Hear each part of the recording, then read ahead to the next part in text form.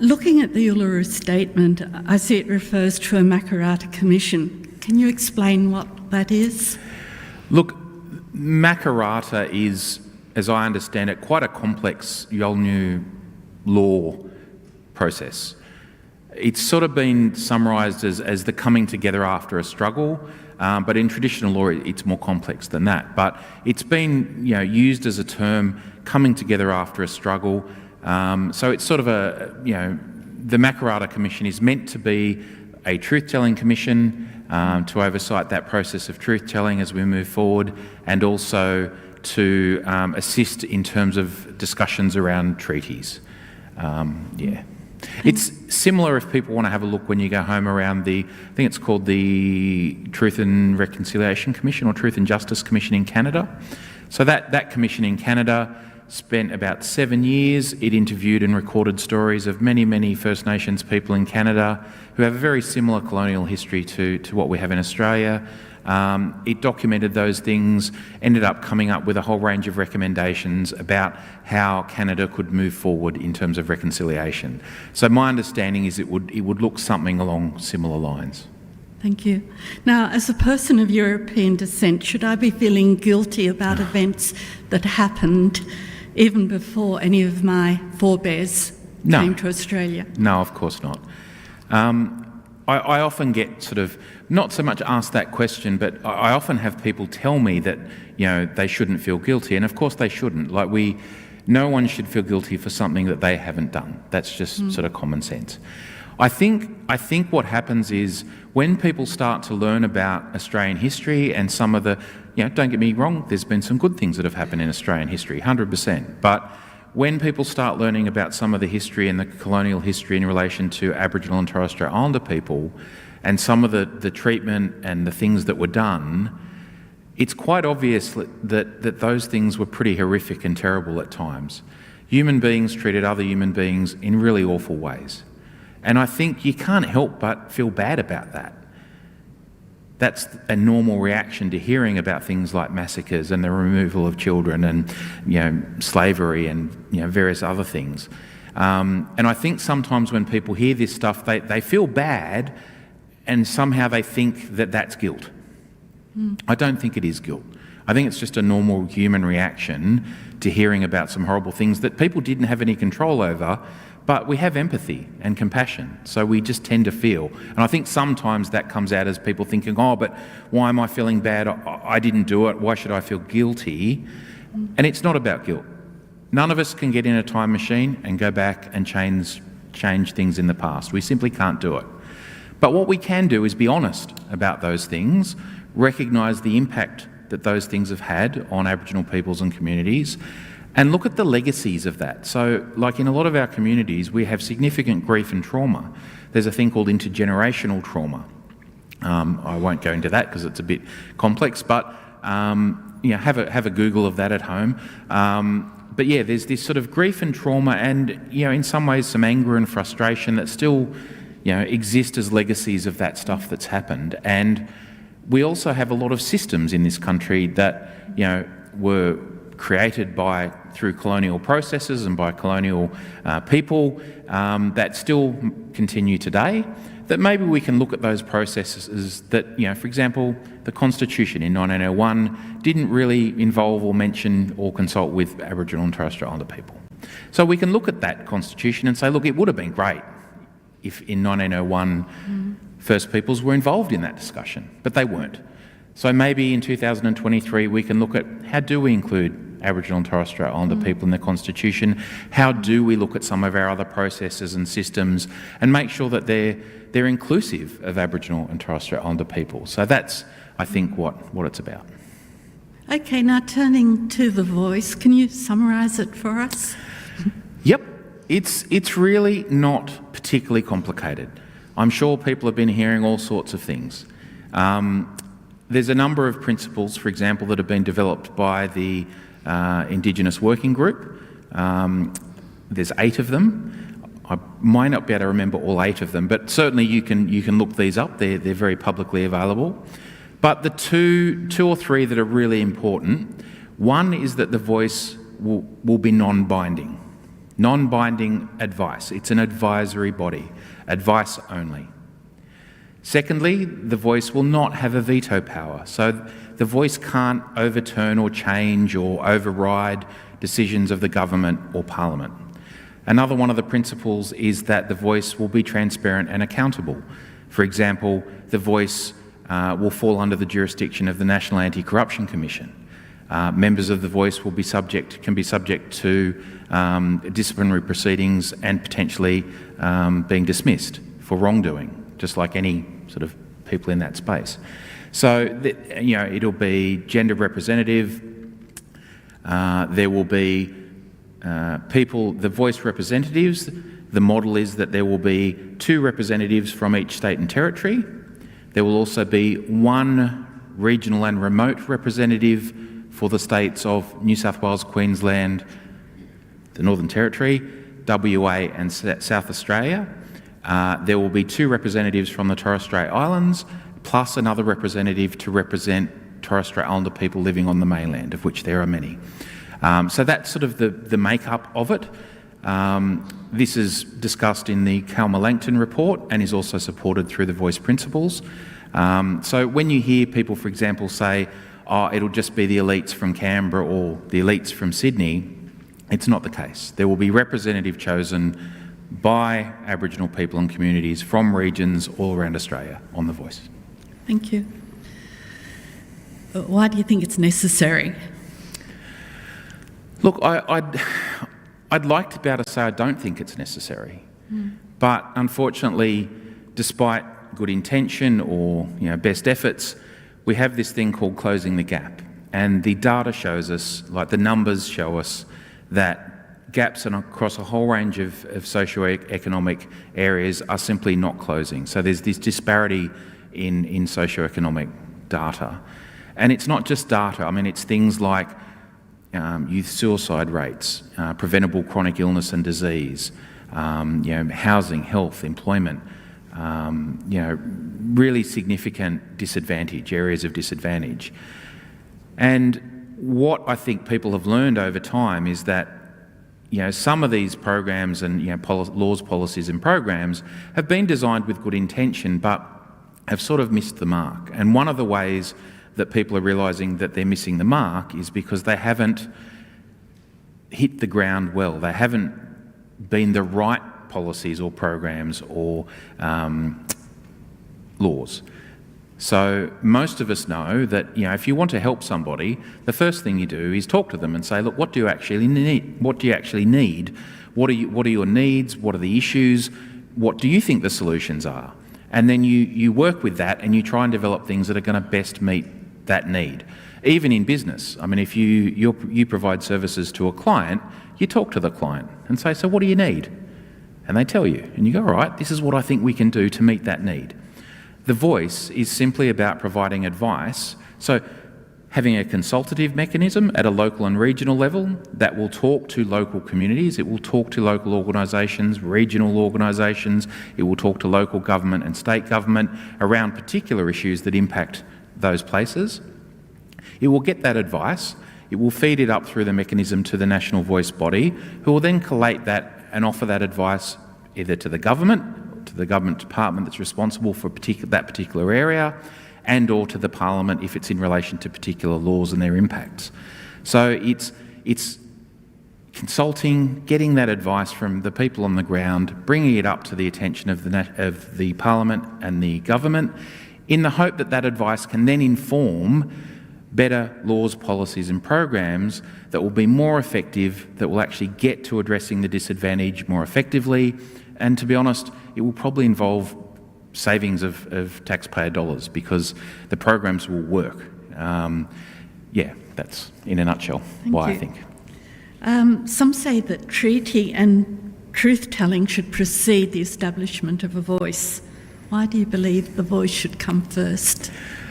Look, it's not necessarily myself that believes that the voice should come first. I read a really interesting article written by Megan Davis that was talking about in the regional dialogues, so there were these 12 regional dialogues around Australia, one of the issues that was coming up was around funding, and particularly this system called the Indigenous Advancement Strategy, which is a new funding program that was brought in by the government at that point.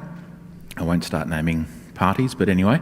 Now, this Indigenous Advancement Strategy, I happened to work in a university at one point and had to look at this funding, and it was really complex. It was quite involved, quite a complex process to apply for funding. The acquittal process was equally quite complex.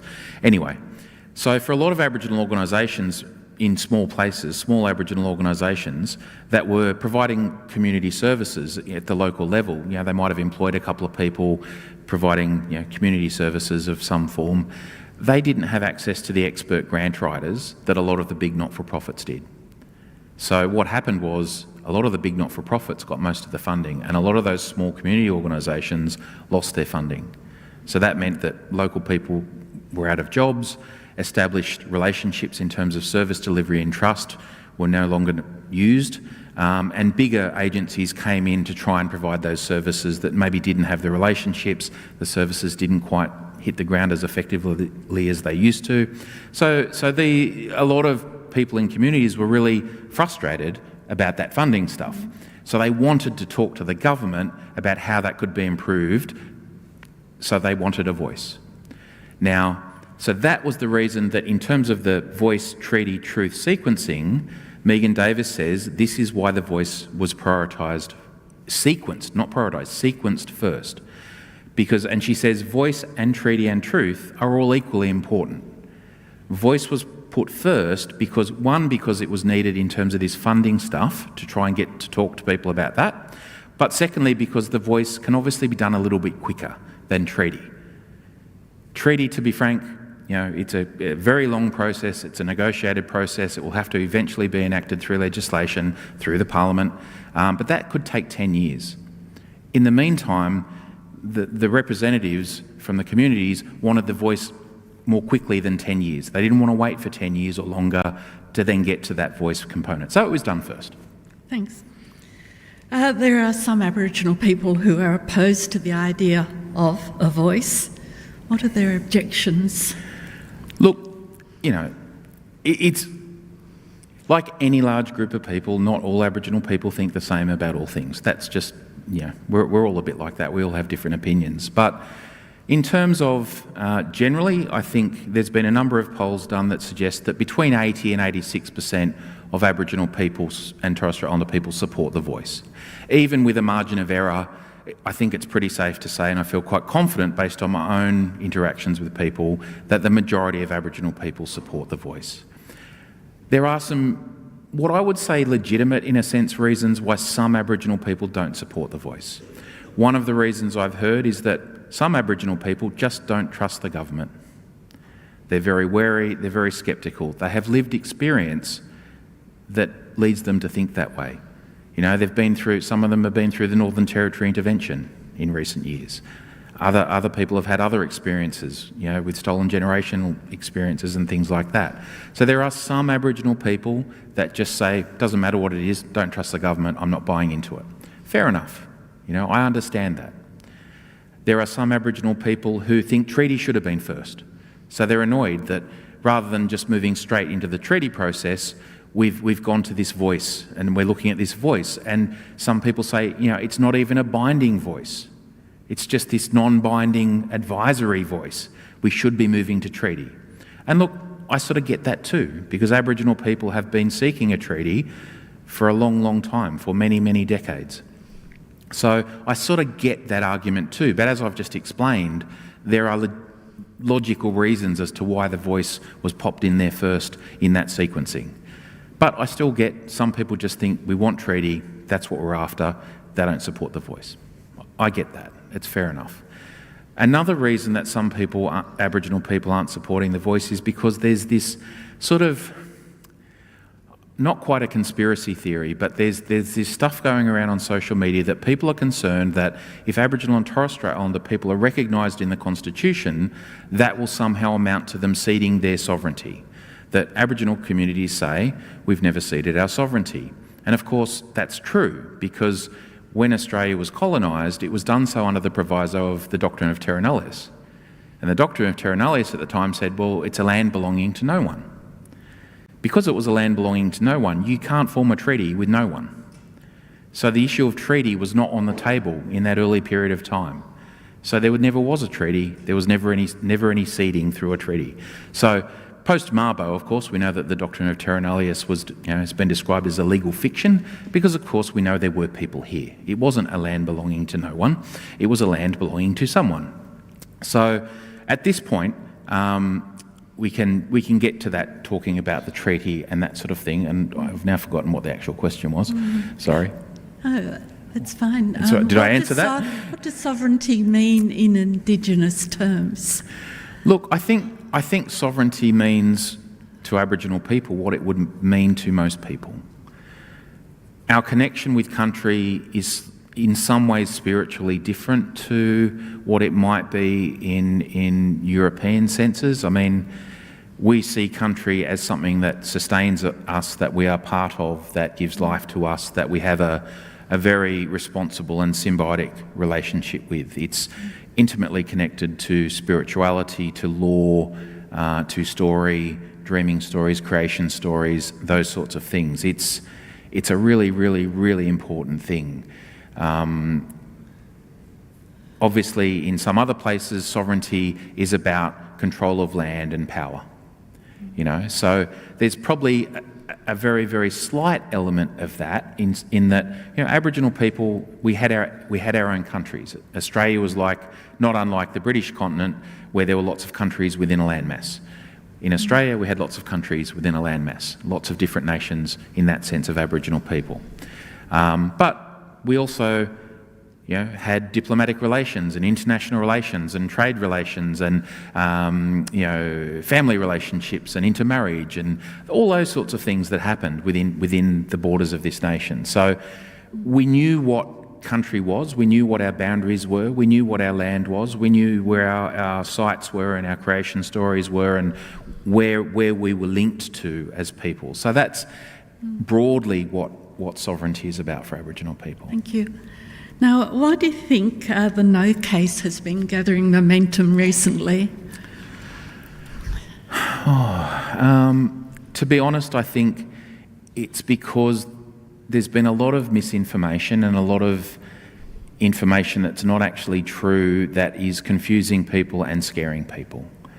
And it's really unfortunate because, as I've sort of explained, the voice is this consultative advisory body to give advice to the government and parliament, non-binding, non-veto power advice. There's a lot of claims that the voice is a lot of other things, but it's not. It won't change our democracy. It won't undermine the sovereignty of parliament. Decisions by parliament and by the government will be made exactly the same as they always have been. But you can't unfortunately stop people making false claims on social media and in other places. I heard recently someone has said, once it's in the Constitution, we'll never be able to get rid of it, which is simply not true. Just as you can have a referendum to put things into the Constitution, you can have a referendum to take things out of the Constitution. So, I think a lot of people don't quite understand the legalities of things, or the processes or legal systems or parliamentary processes. So when they hear people say these scary things, they think, oh dear, and they think, I don't want that, so I'm voting no. But if people just realise that it's a very modest ask, it's an advisory body, so it can only say on a particular issue, our advice would be this. And the government can say, thanks, that's good advice, we think we'll take that in this way. Or the government might say, thanks, actually, but we're going to do this. And that's it. Okay, now, is the No case right in saying that there should be more detail? This is a really great question. I've sort of gone to the effort because I have to do these sorts of talks and talk to people and provide information. So I've read the Kalma-Langton report, which is about 270 odd pages. It's a bit tedious to wade through, but I read that. I read the executive summary, I've looked at the recommendations, I've looked at the diagrams about the models that are proposed and all that sort of stuff. I've also read the principles, the voice principles. So there's quite a lot of detail in there. The bit that I think people are talking about in terms of the detail is what will be the enacting legislation. So once we have the referendum, if Australia decides that yes, we think Aboriginal people should be able to provide advice, provide their perspective on things to the Australian government and to the Australian Parliament, what will then happen is, based on the voice principles that the Albanese government has said they absolutely support the voice principles and will base the legislation on those principles, so non-binding, just advice, they will draft legislation. That legislation in draft form will then be put into the House of Representatives as a draft bill.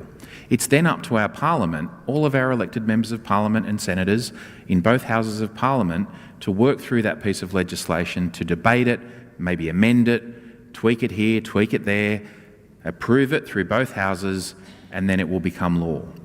So the tricky bit is, if, for example, the government at the moment said, here's a draft piece of legislation, that may not be ultimately the legislation that comes out the other end of Parliament. It would be pretty close, I would imagine, but it won't be the exact thing.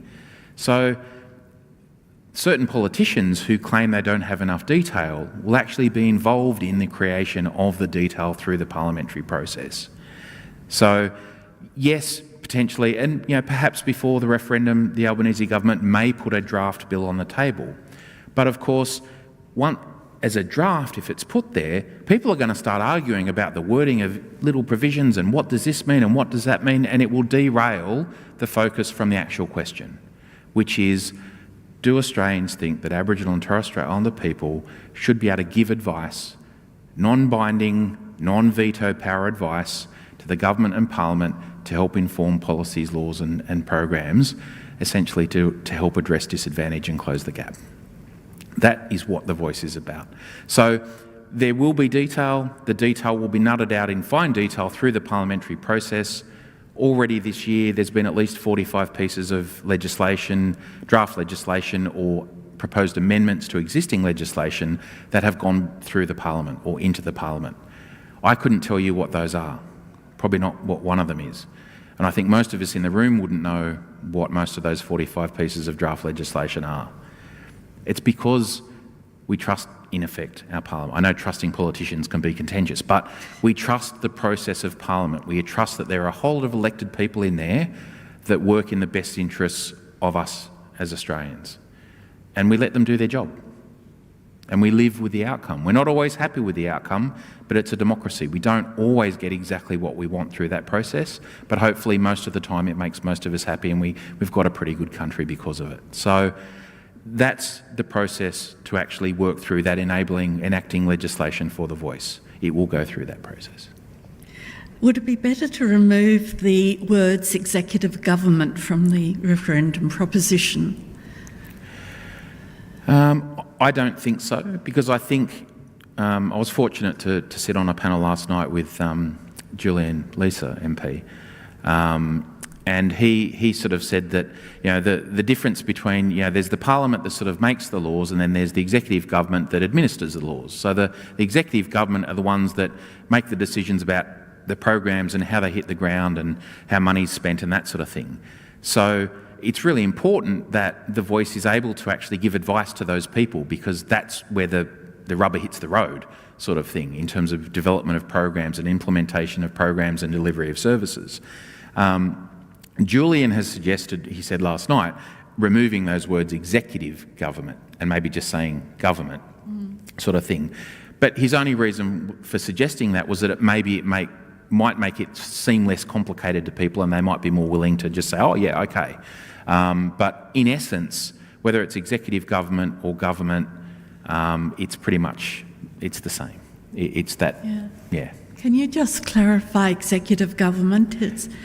So executive is about executing. So it's the part of it's the execution of laws and policies, laws particularly. So Parliament makes the laws, government departments operate according to the laws, but the government departments and agencies, they develop policies about how they operate to make sure they comply with the law, and then under those policies they develop programs in terms of how they deliver services or run programs and things like that. So that's sort of how it works. Yeah. I think this is coming from the No case. They say by leaving executive government in the wording of the proposition, there's a danger that it will lead to delay and dysfunction. Yeah, look, there's a lot of things that are being said or claimed that aren't particularly true. So if you think about the voice being advice, non-binding advice.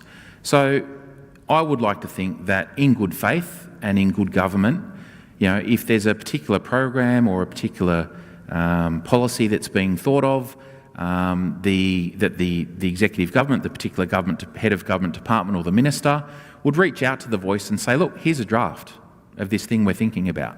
What do you think about that? The voice could have a look at it, consult with communities that are likely to be impacted about it, get some feedback on it, have a think about it and come back and say, look, this is the advice we'd give you on that particular thing. Now, if, for example, government needs to do something quickly, so, for example, in terms of the budget, all right, it might say to the voice, look, here's a copy of the draft budget. Happy to hear your thoughts on it. And in fact, lots of people can have comment into draft budgets. But the government might say, look, we need your advice in 4 weeks or 6 weeks. Okay, fair enough. Process has got to happen. It's got to go through. You can't sit back waiting for anybody in terms of that budget stuff. You need to get it done. So if the voice is given 4 weeks or 6 weeks or 3 months, whatever that time frame is, if for some reason the voice doesn't get their advice back in time, there's no expectation that the government will stall everything to wait for that. Okay, because it's just advice. And even if the voice does give advice back about the budget in time and doesn't hold anything up, there's no requirement for the government to actually act on that advice. It might take some of the advice, it might take all of the advice, it might take none of the advice. So in terms of that, it'll hold things up and everything will have to stop, and it's just not true. It won't work that way.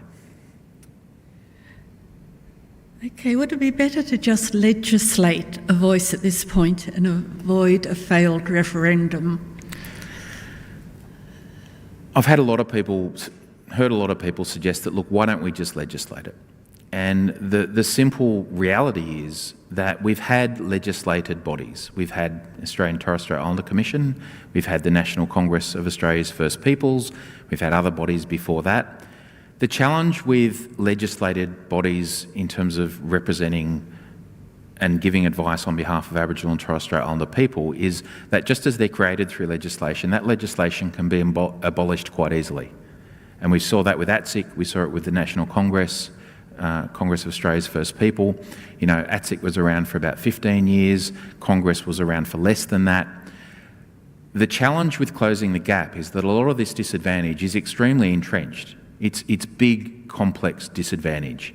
It's not disadvantage that you can solve in 3 or 4 years. There might be some bits of it you can, but a lot of it is going to take time. It's going to take 10 years to generational change to fix. So if you've got legislated bodies that exist for 5 years or 7 years or 15 years, they don't have that security of tenure to be able to work to get that stuff done, to get the job done, to get the gap closed and the disadvantage addressed. And they're at the whim of a particular government to say, yeah, look, we've heard enough, thanks, bye. And then we're left with a void, a vacuum, until the next one is legislated. What happens in that vacuum?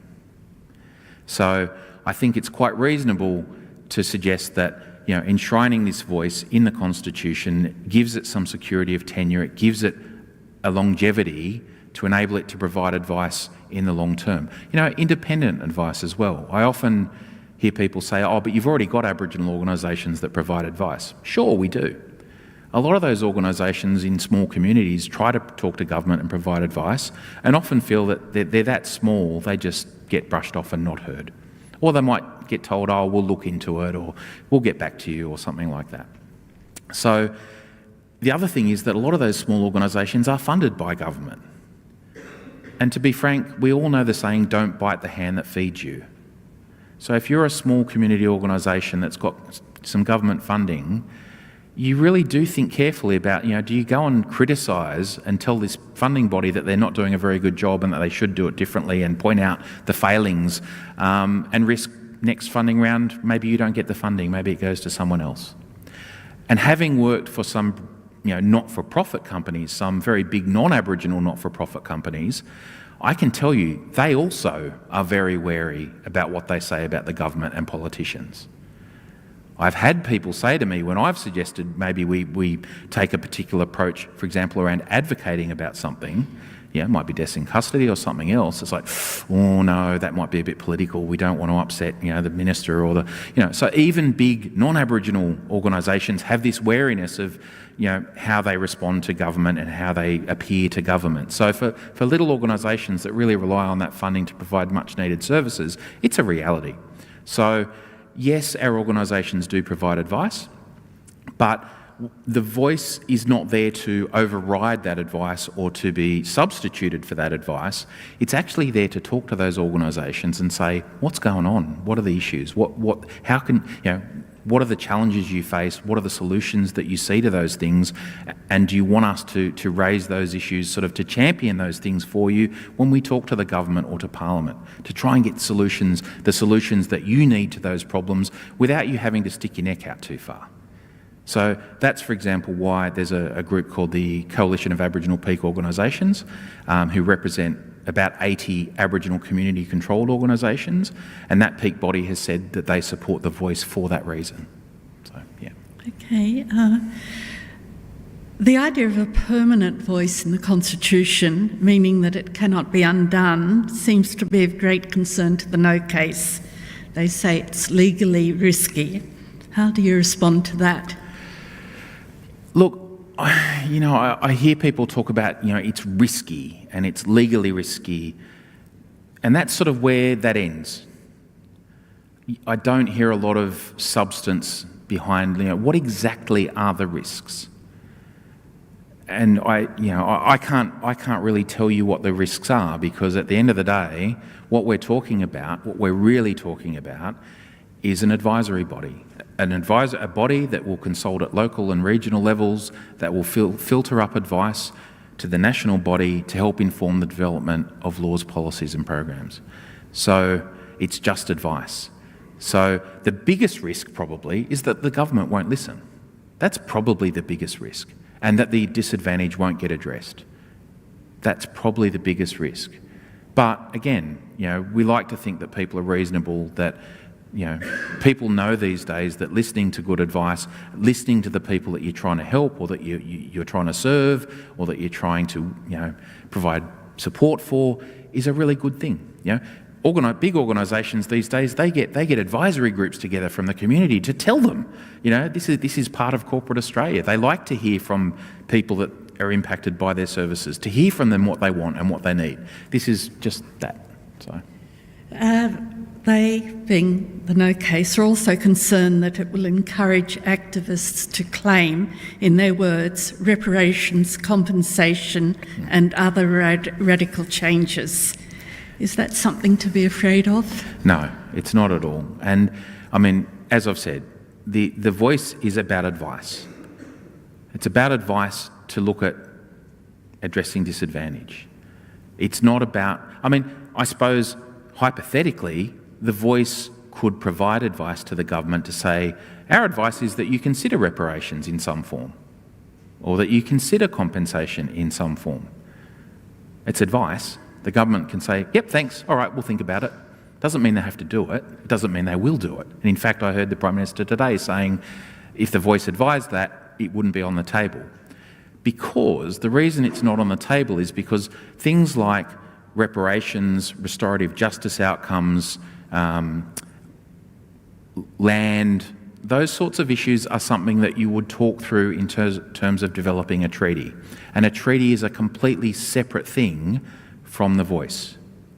So yes, we've got voice and treaty and truth mentioned in the Uluru Statement, and that's sort of how people link them together, because it's voice, treaty, truth. It's all the same.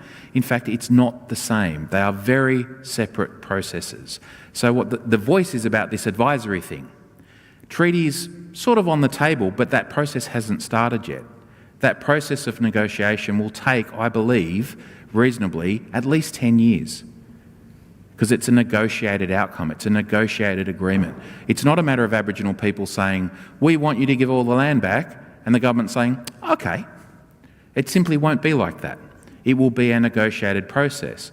And in order to implement a treaty, if you Google Australian government treaty process, you'll see there's a number of steps. And one of the steps is that in order to enact a treaty, it has to be done through legislation. Again, legislation that will have to go through Parliament and be approved by Parliament. So in terms of the outrageous claims you hear about what a treaty might come up with, they're outrageous and they're probably highly not sensible, because it would need to be approved through Parliament, and Parliament is simply not going to approve really outrageous things. Like, I've heard someone say, oh, Aboriginal people want to raise big cities and just take all the land back.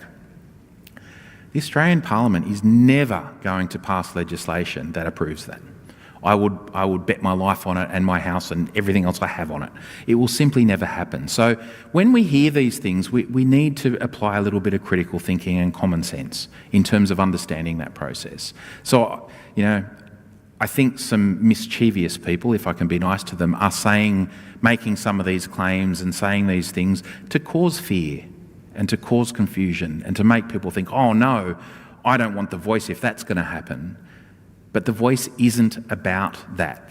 That stuff's in the treaty process, which is a separate thing. The voice is just about non-binding, non-veto power advice. Sort of not step one necessarily, but that's where we're at this point. We're not at treaty yet. The Albanese government has said, we will talk about treaty. We will go through that process at some point. Separate process. Thanks. There are some people, including Aboriginal and Torres Strait Island people, who say that there are already enough Indigenous people in Parliament to represent their needs. Yeah. We've already got representation, they say. What would you say to them? Look, we have some really amazing Aboriginal and Torres Strait Islander people in Parliament, and a couple of others. For the most part, those people are wonderful people. They're great role models. It's fantastic that they've been elected into Parliament. But that's the point. They've been elected by their particular electorate. Very few electorates, I think, in this country are predominantly Aboriginal people. Most of the electorates are majority non-Aboriginal people, which means those Aboriginal and Torres Strait Islander people in Parliament have basically been elected by their electorate, which is mainly non-Aboriginal people, to represent the interests of that electorate, mainly non-Aboriginal people. Those parliamentarians haven't been elected to represent the interests of their Aboriginal and Torres Strait Islander community. That's what the representatives on the voice body will be elected to do. The representatives on the voice body will be there, selected by their communities to represent the interests of their communities on the voice body, to provide independent, sort of frank and fearless advice to the government and to Parliament on behalf of the people that have put them there. But our politicians are there to represent their electorates. And if they're a member of a political party, they have to toe the party line. They have to comply with the policies of their particular party. So, for me, a classic example is someone like Peter Garrett. I grew up listening to Midnight Oil. I thought Peter Garrett was pretty cool. He said a lot of really good things in terms of social justice and advocacy. And then he got into government. He got elected. And he found, I think, that he had to toe the party line. He was quite hamstrung, I think, in what he thought he might be able to do and eventually what he was able to do. And, our Aboriginal and Torres Strait Islander politicians in a lot of ways are in a similar boat. They've got to think about their electorate. Like, if they want any sort of political career, they need to think about their electorate if they want to get voted back in. So it's a pretty big consideration for them. Now, let's turn to the question of Aboriginality, because some say there are too many rorting the system, claiming they are Aboriginal or Torres Strait Islander when they're not, or when they have very tenuous links to an Indigenous community. What are your thoughts on that? Look, Aboriginal identity is quite a complex thing. There's no disputing that. But one thing I would say straight up is that if we're talking about people claiming that they're Aboriginal when they're not Aboriginal, that's actually an issue of non-Aboriginal people committing fraud. That's not an Aboriginal issue, that's a non-Aboriginal issue. That's non-Aboriginal people pretending to be something that they're not, because they think they're going to get an advantage out of it. It's fraud. Okay? It does happen. Sadly, it does happen. All sorts of fraud happens. This is just one of the forms of fraud that some people try to commit. And occasionally, they get a fair way down the path. The thing is, though, that our communities, we sort of know our families.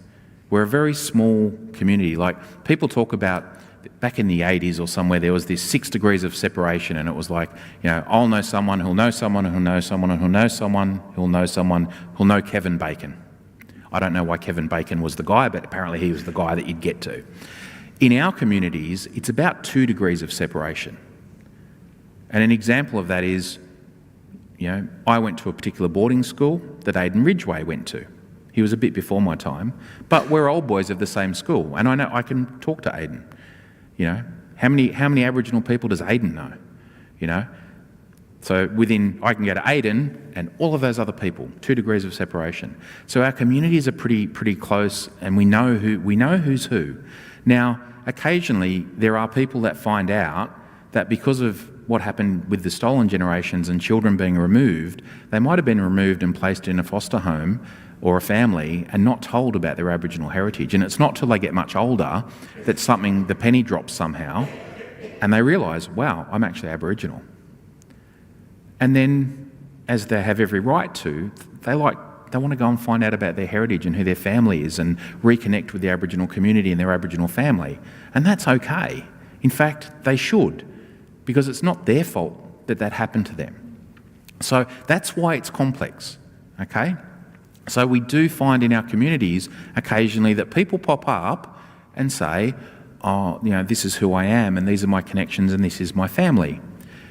The thing is, in most cases, the family they say they're connected to will be known.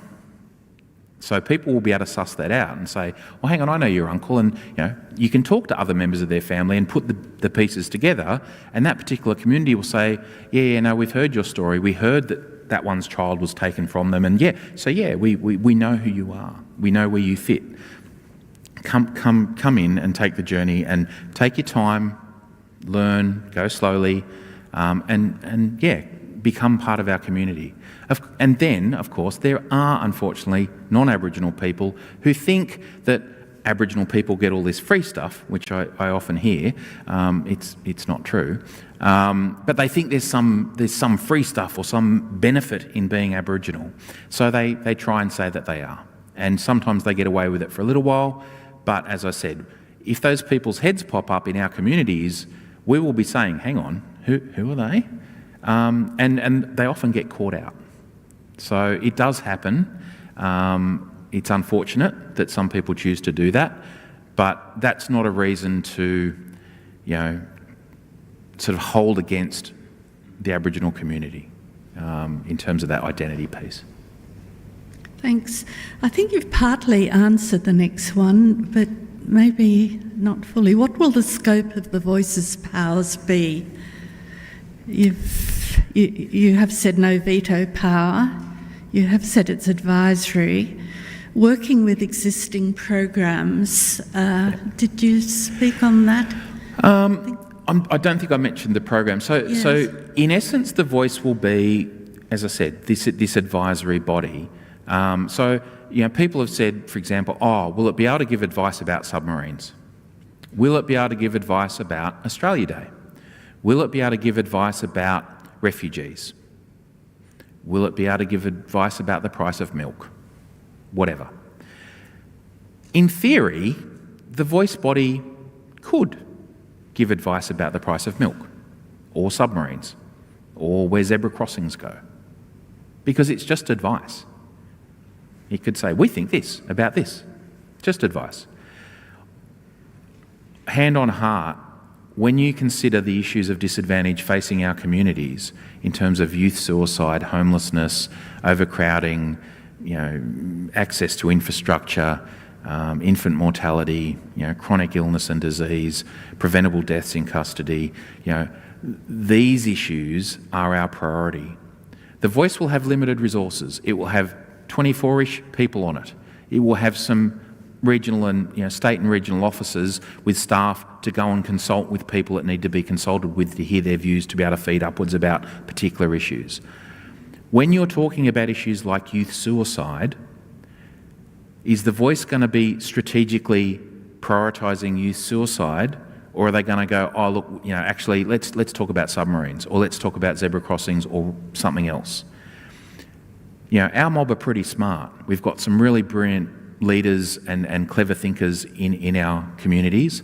Those people, when they get to be representatives on The Voice, are going to be going, right, we need to sit down and plan our approach. We need to work out what our priorities are and work out how we're going to best utilise our resources to tackle those things, to develop advice, to be able to give to the government and the Parliament to address that disadvantage. So yeah, The Voice theoretically can give advice about all sorts of things.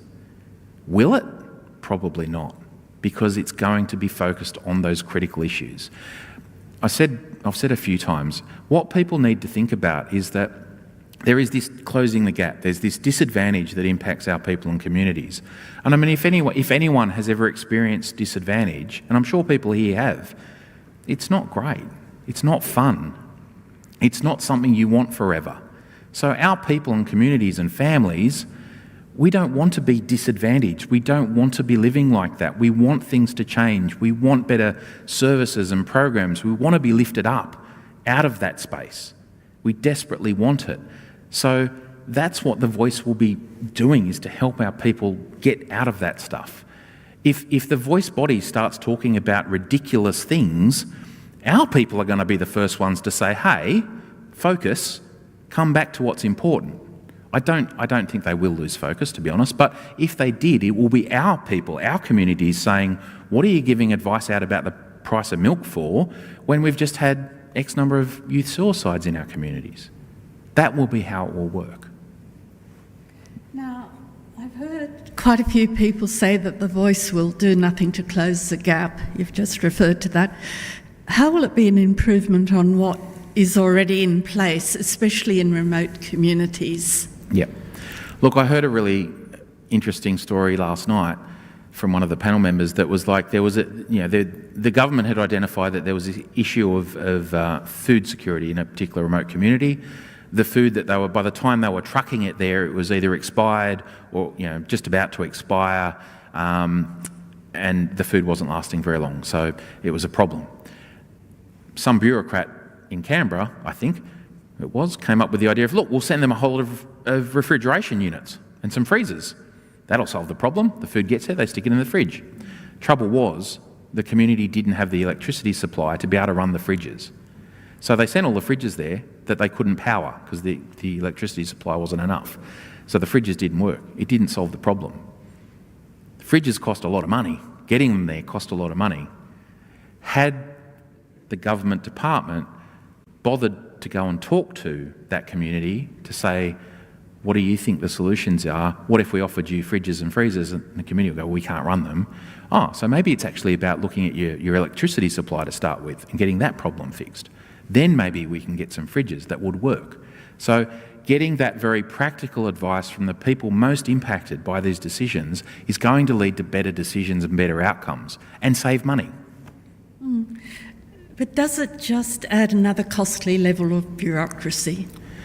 Look, certainly The Voice will cost money. I mean, very few people work for free. Certainly we can volunteer our time and do pro bono things, but generally we've all got bills to pay and roofs to keep over our head and that sort of thing. So yeah, Voice representatives will be paid, people that are doing consultation in communities will be paid, there will be an expense there. But the rationale behind this is that we've had this gap across a range of areas for decades. That costs money. Trying to fix those problems continually costs money. I often talk about this analogy with, if you look at disadvantage like a hemorrhaging wound, a bleeding wound, it's sort of like what we've been doing is putting Band-Aids on that. Lots of Band-Aids. We keep putting Band-Aids on it. Might stop the bleeding for a little while, but it doesn't. Pops off. More Band-Aids. More Band-Aids, more Band-Aids, more Band-Aids. Band-Aids cost money. So we're just trying to sort of fix the problem but not really fixing it, and that costs money. What The Voice is sort of about is that The Voice is sort of like the proper first aid kit. It's about, the wound dressings, potentially the stitches, the pressure bandages that will actually address the wound and stop the bleeding and allow the wound to heal. So rather than perpetually buying Band-Aids, we buy the kit, we apply the kit. Eventually we won't need to buy any more Band-Aids. We will save money. Medium to long term, having effective policies, laws and programs that address disadvantage will save the country money. So yeah, it might cost a little bit of money to set this up, the mechanism up, but in the medium to long term, it will save us money. And that's just the reality of it. Now, some say the voice will fail just as ATSIC failed. Is that a valid concern? I don't think so. Look, I'm not going to sit here and tell you that this voice body will never have a hiccup or something happen, because that would be unrealistic. The voice might at some point offer some advice that isn't taken well by the government. One of the reps on the voice might do something silly and get themselves in trouble. Could happen. Certainly it happens with our politicians from time to time. We've just been through the Robo-Debt Royal Commission. Certainly some of those people did some stuff that they're going to probably get in trouble for. So that's part of life. Sometimes human beings do silly things or bad things. So I'm not going to tell you that the voice will never have something, an individual representative that does something wrong. But as an organisation, it will be under the scrutiny of the jurisdiction of the National Anti-Corruption Commission. Like, the investigative journalists out there, journalists from the Australian and News Corp, are going to be looking at every little thing that's done by these people and every little piece of advice that's given. They're going to be delving into their backgrounds and their personal life and all of these things. There will be so much scrutiny on these people that, if they do happen to do something wrong, everyone's going to know about it. And that sort of makes it different from ATSIC, and ATSIC was a bit different in its fundamental. Look, ATSIC was an elected body, but it was legislated. And the issue with ATSIC, I can't remember her name, but there is an academic I saw talking about an academic review that she did about the outcomes that ATSIC achieved. And she said for a long period of time, ATSIC actually achieved some really, really good outcomes. Towards the end, there were a couple of individuals that were problematic. A couple of people. Not the whole organisation. I think maybe those couple of individuals caused some problems, but we've just seen Robo-Debt where some individuals caused some problems. Now, how did we address that? We eventually had a Royal Commission that actually uncovered a whole lot of stuff, and we might not have known about all that stuff but for a Royal Commission. But ultimately, it's like we find out the individuals who were responsible, and we deal with those people. We tweak some things to make sure that doesn't happen again, and we roll on. No one's suggesting that we abolish Centrelink because of what happened with Robo-Debt. But with ATSIC, it was abolished because of that stuff at the end by a couple of people and the problems that caused. So if something is enshrined in the Constitution, it won't simply be able to be abolished by decision of the government. So yeah, some things might go a bit pear-shaped from time to time. It happens in a lot of organisations. We've just seen the veterinary medicine and poisons organisation that's had some things go on. That's what happens in life. Sometimes people do silly things, but you don't throw the baby out with the bathwater.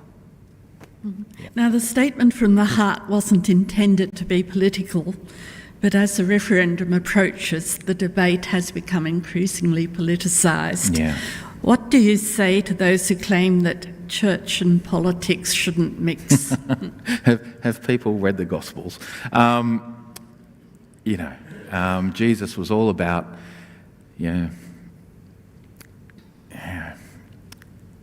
dealing with inappropriate use of power and authority and standing up for the weak, the oppressed, the marginalised. I personally, in a lot of ways, sort of see Jesus as one of the, if not the first, sort of social justice warrior.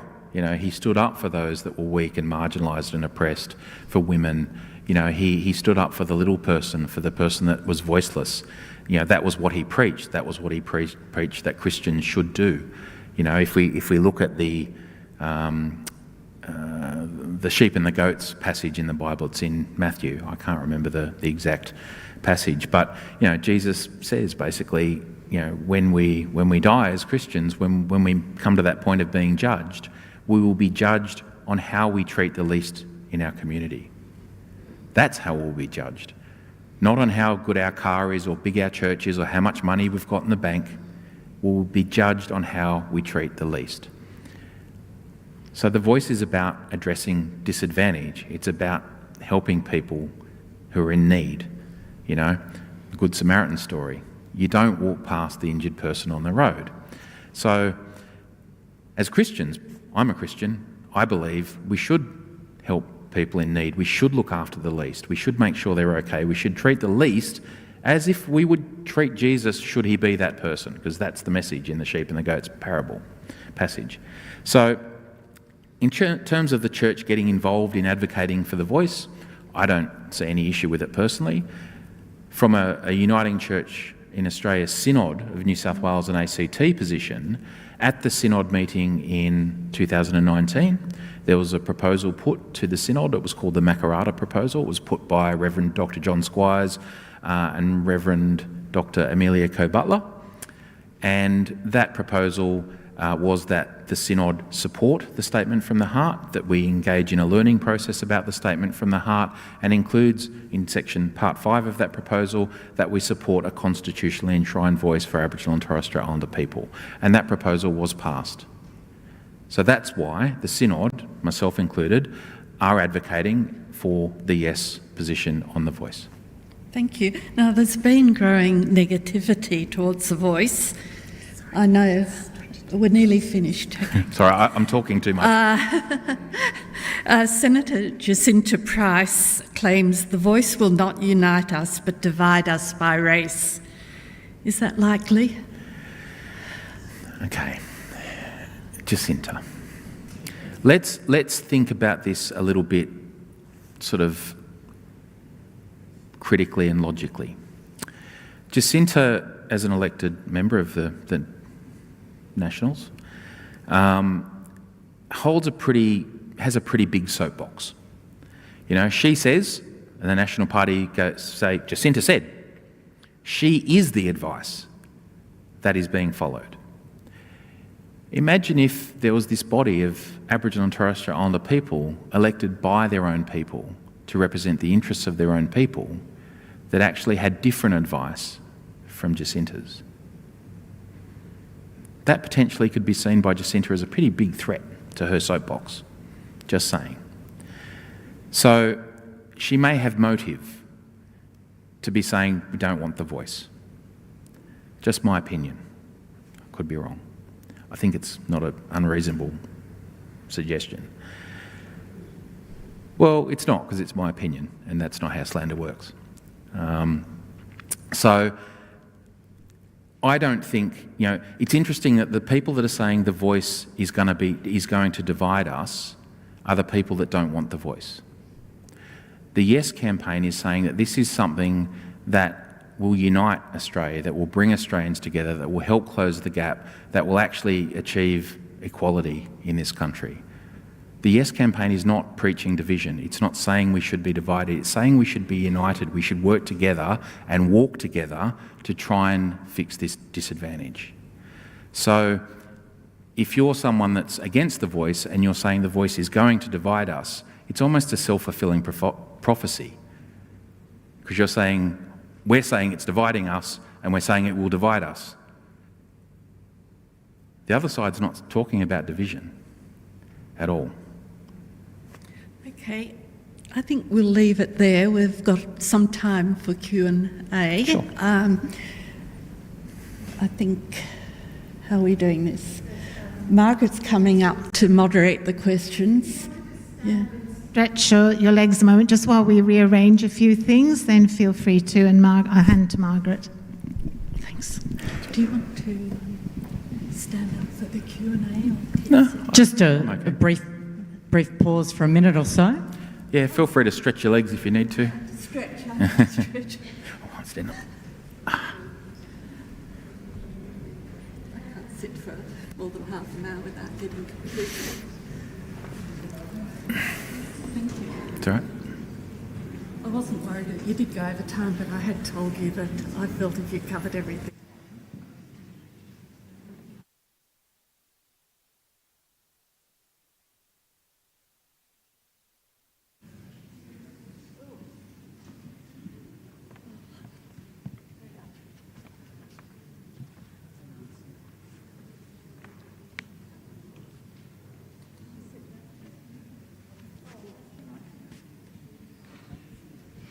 All right, thank you very much. We valued very much the clarity with which you answered so many questions. Thank you for those meaningful questions. What we'd like to do is open up questions from the audience. We do ask that these questions are asked respectfully and also briefly, if you can think of singular questions that are brief, that haven't been asked before. I'm sure, Nathan, you don't mind listening and responding to these. So if anyone has any questions, we're going to go around with the mic.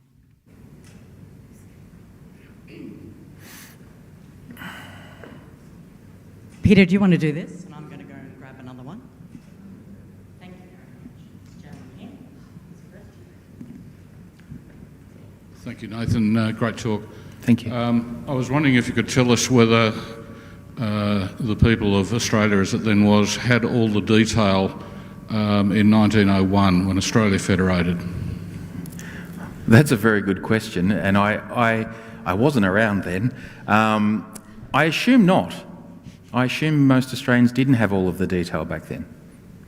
There certainly wasn't social media or the internet back then, so it would have been tricky, but yeah, I wasn't there, so I can't 100% say. Thank you. Question, thank you. Last time the Australian population were asked to answer a question on the referendum, it was in 1967, and it was about including Aborigines in the national census. There'd already been in other censuses, but that vote went through at over 90%, because even in 1967, I think there was a groundswell of sentiment in the broader Australian society that we all suffer when we see the Aboriginal communities in such disrepair. And for my lifetime, I've continued to witness this, and I think all of us here would easily want to give the Aboriginal people the respect and position in the Constitution, their recognition. I think the thing that's frightening everybody is a constitutional change by its very nature is quasi-permanent.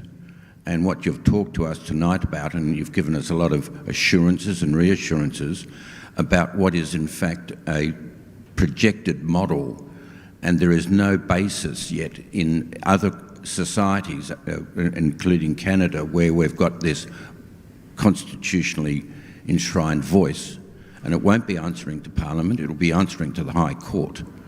And so you can easily see how this could fragment and become confrontational rather than binding and uplifting and bringing us to some sense of unity around Aboriginal inclusion in the broader society. What's your thoughts on that? I don't see how it could easily become fragmented and cause those problems. Julie and Lisa last night spoke about the fact that, the Constitution sets up, the Industrial Relations Court, the Industrial Relations Commission, a whole bunch of other bodies and commissions that occasionally do have issues that need to go to the High Court for clarification. That's a part of our democracy. It's the part of the way it works. So there may at some point be an issue in terms of the voice that needs to be clarified by the High Court. When that happens, the government just then amends the legislation to close the loophole or clarify. That's part of what happens all the time. So if something like that did happen with the voice, the legislation that the Parliament enacts that defines the scope and the powers and all the other things and the structure of the voice, the Parliament can amend the legislation to address that particular issue. So I don't see that as a huge issue because, in fact, it's what happens all the time across a whole range of areas. So I don't see it as a particular concern or worry. Well, the concern is that it's a third arm of government. It's not. Yeah. I've explained I'm that. going to actually ask you to move on. Sure. So we're asking people to keep their questions brief. Thank you very much for your question. Just to say, the voice is not a third arm of government. I've heard that quite a bit. It's a non-binding advisory voice, non-veto power. Government and Parliament will operate exactly as they always have, making decisions exactly as they always have. Thank you. Thanks, Nathan. I'm pleased I came out to hear you speak. I do have concerns, though, and this comes from an event I was at in the Central Coast a few weeks ago. I went up and we listened very respectfully to 6 Aboriginal speakers. They're all leaders in the Central Coast community. Yep. And they're all actually saying no. Sure. Because they have concerns, particularly around, they're saying they're not allowed to ask questions. They're not really in on this consultation. They're not allowed to be members of the local Aboriginal land councils. So they're pointing out corruption at that level. And that actually made me personally go and do some research looking into the Aboriginal land councils, of which there are 120 just in New South Wales alone. Yep. And I came across, and I know this might seem a bit beyond the scope, but I'm truth, transparency and trust are critically important for this process. Yep. There is a New South Wales Aboriginal Land Council draft strategy document 2023 to 2026, which says they want to take over management of all the national parks and maximise economic benefits from control of natural resources. That, in a nutshell. Yep. And people are kind of horrified at that, because maybe that's part of the legislation, among the legislation that's been passed, that we're being asked to trust that it's all been done with the right intent. And this is a deep hole for me to jump into. It's not the space I'm normally at, but I'm deeply interested in a really good result for the whole of Australia. Sure. On this. And I just think there's actually a lack of transparency and hence a lack of trust. Okay, there's a lot in that, but I actually spent some time working with the Independent Commission Against Corruption at the back end of the Aboriginal Land Council inquiry that they did. So yeah, we have 120 odd local Aboriginal land councils. We have a state Aboriginal land council. All of that stuff, by the way, is governed by legislation that's been approved by the Parliament. It's not Aboriginal people making that stuff up. This is law. It's been passed through the Parliament. We currently have, for example, a lot of examples of co-management of Aboriginal national parks, of national parks by Aboriginal communities and the national parks people. It's working really well, because there's a lot of knowledge that Aboriginal people have about that country that's really useful to national parks. Part of like the actual reason that the Aboriginal Land Rights Act was set up, a big part of the reason was to enable Aboriginal people to claim land, unused Crown land. That was the purpose of the Act. It was actually meant to be a piece of beneficial legislation to help Aboriginal people claim land back that wasn't being used by the Crown for anything else, unused Crown land. In fact, the legislation over time was not beneficial. It wasn't worked through beneficially by the government. And in fact, at one point there were over 30,000 land claims in a backlog, because there was basically a go-slow happening. So the purpose that legislation was created wasn't actually being met by the government. That's slowly changing in the last few years. There's been some focus put back on that to try and address that backlog. But, that's legislation that's been approved through the Parliament. In terms of, land councils and people saying that land councils won't talk to them, I would like to say that, we probably say alleged corruption rather than just claiming it as corruption, because until there's been a proper investigation and finding, we can't just accuse people of corruption. And look, our communities, like all communities, have different people with different views and different politics. There's factions and things within our communities. We're not one homogenous group that all agree with each other about everything. And sometimes in communities, just as an example, there might be, say 10, I'll just pick a number, 10 community houses that are operated by the Land Council. So the Land Council, the Department of Housing in their wisdom has gone, you know what, you can be responsible for looking after these houses and collecting rent and doing all that stuff. There might be 30 families in that community that are desperately looking for housing. There's 10 houses. Who gets caught in the middle of that fight? The Land Council. Personally, I would love to see the Department of Housing take those houses back and for them to be caught in the middle of that, because that resourcing issue and that desperation of people to have things like a roof over their head does cause a lot of fighting in our communities, because people's lives depend on it. And it's not that they're being unreasonable, they're genuinely trying to look after their family, and they're forced into a position where they have to try and advocate and do what they can to get that resource for their family. So it's those types of things that, you know, do cause some friction in our communities. But, you know, every community has its friction. You know, I mean, I would suggest you only have to look at question time in Parliament to see an example of lots of disagreement and friction and accusations flying and things like that. So Aboriginal communities and people are just the same as everybody else. Thank you. Can I just say, before another question's asked, can you please think succinctly and just ask very brief questions? Thank you.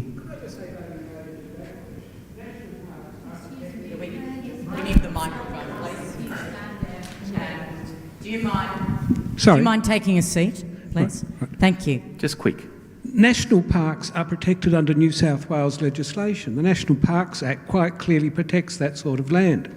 I was the head of the legal branch of the Department of Planning last millennia, and a group of Aboriginals came in wanting to claim some land which we'd acquired under the Coastal Lands Protection Scheme. It was literal rainforest. It was made quite clear that that was going to be protected as literal rainforest for its values.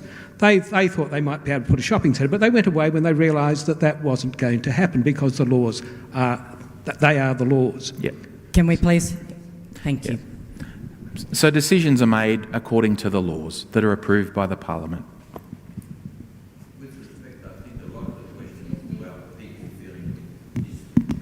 I'm just wondering, when this voice comes in, what is going to happen to the finance that is already given to the Aboriginals? Is that going to be cut or centralised or what? There's a lot of money handed out to the Indigenous people who I love, and I particularly have a heart for the remote communities.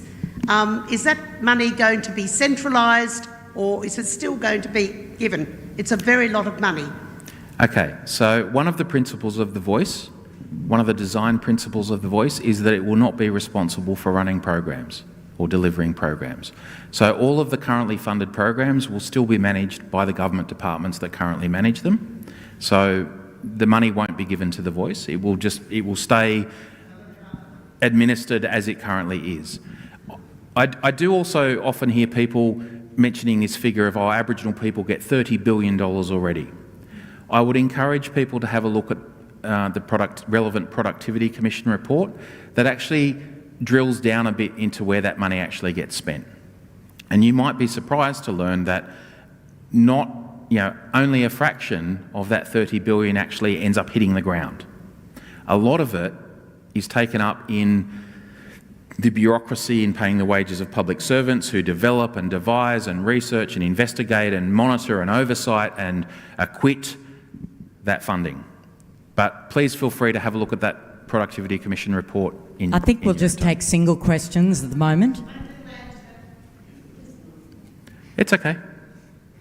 You can... I'm just aware of the time, and I know there's other people who've got questions at the moment. I'll hang around. If people want to chat to me, I'll hang around. Thanks. Yeah, Nathan, thank you for the interview today. Just a question, you mentioned before a lot of us don't know what might necessarily be brought to Parliament in terms of changes and acts and that type of thing. Just wanting to know, do you think that the Australian people would be able to see the recommendations put forward by the Voice 100%. That are given to the Parliament, or will it be a secretive type thing? No. My understanding is that advice from the Voice body to the Parliament or to the government will be on public record, and if it's not easily available, will be FOIable. So there'll be no secret squirrel stuff going on. It will all be very transparent. Nathan, you said that the Voice is going to be independent and that it'll have maybe a couple of dozen people. Who runs the Voice? Who controls it? How will those people be elected? And you said earlier that if one of them started behaving like a pork chop, they could be removed. Well, how would that happen? Who would decide to remove them? And Mr Albanese, I think it was last week or fairly recently, made a statement broadly along the lines of the first things I want the voice to address are these two things. I forget what they were, but they were big things. That implies that thinks he's going to have some control over the voice. So, in a nutshell, who's going to run this voice? Okay, so the voice will operate in terms of advice. It can initiate it can offer its own advice, and it can respond to requests for advice from the government or the parliament. Sort of fairly logical, but so if the government, for example, is developing a particular program and it thinks, you know what, it'd be good to ask the voice to consult with the particular communities that we're looking at to give us some advice on how to do that, the government can do that. If the parliament's thinking about a particular law that's likely to impact Aboriginal people and communities, for example, the legislation that underpinned the anti-intervention, it would make sense for them to go to the voice and say, here's a draft of the legislation, what's your feedback on that? So it can go both ways. In terms of how it's going to be governed, I think government's pretty good in terms of developing structures for agencies and organisations and boards. We have lots and lots of them. So in terms of that enabling legislation, that structure and that decision-making process will be included in that legislation. I imagine there would be a chair, probably elected by the voice members. Once they're elected onto the voice, I imagine they would elect a chair who would chair the meetings. They will be independent because they're not elected to a particular political party. They're there as representatives of their particular regions. The voice won't be aligned with a particular party, or it'll just be a group of people elected from their communities. So, in terms of the exact fine detail in what that structure and that decision-making process will look like, that's what will be in the enabling legislation that has to be approved by Parliament. But as I said, there are so many government agencies and boards and things. There's lots and lots of precedents for how these things are structured. So I don't think it would be anything too unusual from how everything else is put together. Nathan, my name is Wes Taylor, and I've heard you mention advice and advisory about 100 times tonight. Yep, that's the point. Wouldn't you think that they would be words that should be in the wording of what we're voting on? Yep. And the word representations is a synonym for advice. It's in the wording. If you have a look, that's what it is. May make representations too. Not must, may. So it may. There's a discretion, may make representations. The reason that apparently that the word advice wasn't used is because they didn't want it to be confused with advice that the Attorney General gives, I think, to the Prime Minister. And in some cases, particular cases, that advice pretty much has to be followed. Okay, so that was why they used the particular word representations, just to avoid people going, oh, but that advice, that has to be followed. So it's a little bit semantics, but representations basically, in effect, it's advice. Yeah, and I have said that so many times because there is so much misinformation about what this power that the voice is going to have that's simply not correct, because it is just advice, non-binding advice. And I'll say it a few more times probably before I finish. My name's Bill Thomas. The fossil fuel industry and mining interests make large donations to political parties. They employ highly skilled lobbyists to get their ideas across to government and parliamentarians. Is their voice going to be louder than the proposed voice? In other words, there are voices shouting at the government all the time. Yep. And, whether they're louder or not louder, I would hope that the government reasonably and rationally applies reasonable weighting to all of those voices. It's not about saying only one particular group or interest can have a voice. I think our democracy works that, there's all sorts of lobby groups, Australian Council of Trade Unions, Australian Farmers Federation, Australian Chamber of Commerce and Industry. There's many, many of them. And they're all entitled to offer their advice and to encourage the government and the parliament to make decisions that will benefit their interest area. That's just part of our society and the way that the democracy sort of works. Those lobby groups can't force the government to do things. They can't direct the government to do things, similar to the way the voice won't be able to force or direct. So quite similar, but again, it's up to the government and to our politicians to weigh up whatever advice they get to try and make the best decisions in the interest of the country. I'm just looking at the time and I'm thinking we need to wrap it up very soon. If there was one last question, I think that would be appropriate. Otherwise, I think it's time for us all to do our own research further. So is there one last question from someone who maybe hasn't asked?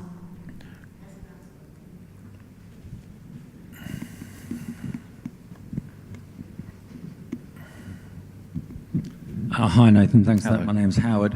I'm not sure whether it's just asking the same question, but can you just then clarify for us that the voice is really no different to any of these other lobby groups that we have, that you mentioned? Look, it will have some differences. For example, I'm not quite sure how lobby groups pick the people that speak for them. And maybe there's all different ways that different lobby groups do that. They might hire experts in PR and media or government relations, I'm not sure. The voice representatives will be chosen from communities around Australia, from cities, from regional areas, potentially remote areas. So that might be a difference between those two. But in terms of their access then to speak to... Yes, but pressure groups aren't embedded in the Constitution.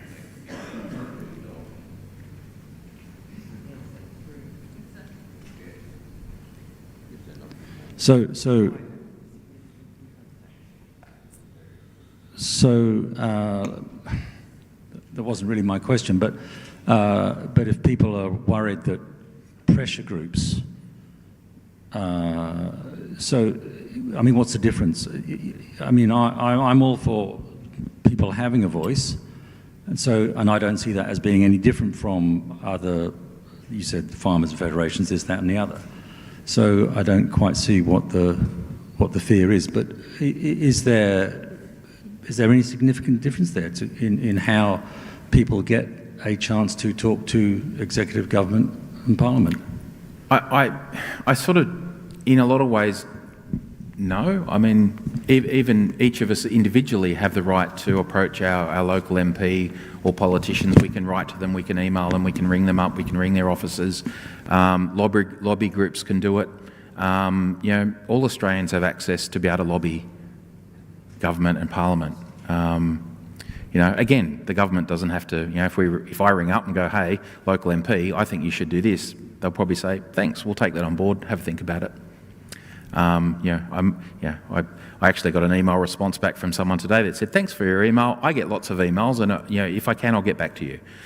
Okay, I'm not quite sure what to say, but certainly there's lots of lobby groups, there's lots of interest groups, Greenpeace, lots and lots of those things.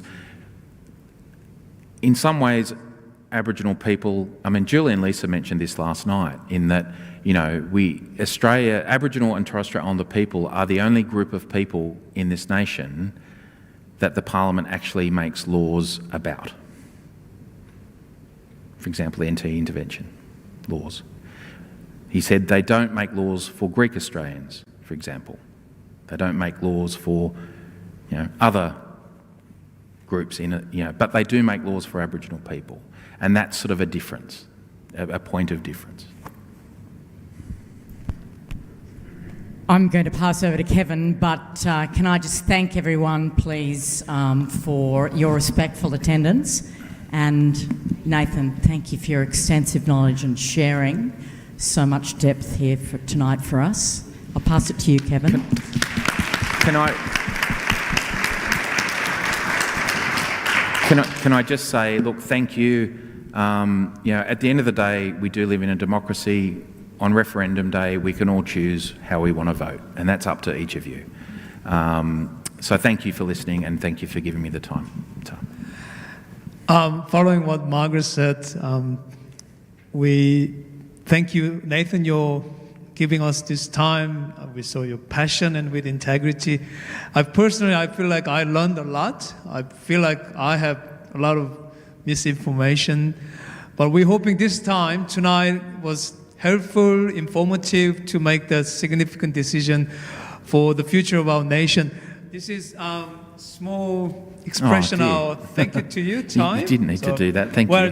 Thank you. Nathan is very busy at the moment. He's been invited to many events. He's got another one Fridays, coming big ones. And Nathan's wife really needs him. She does miss me a little bit.